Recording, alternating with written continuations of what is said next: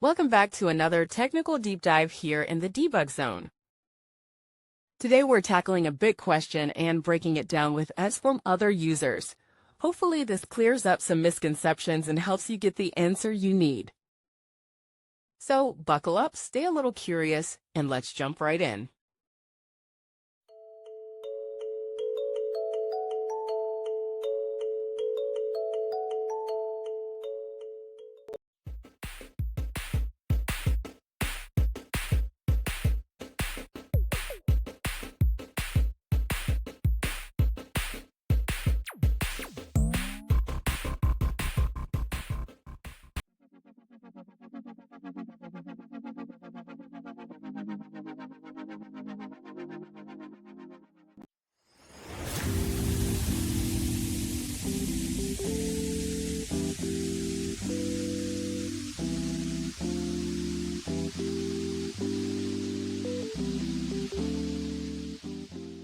And that's a wrap.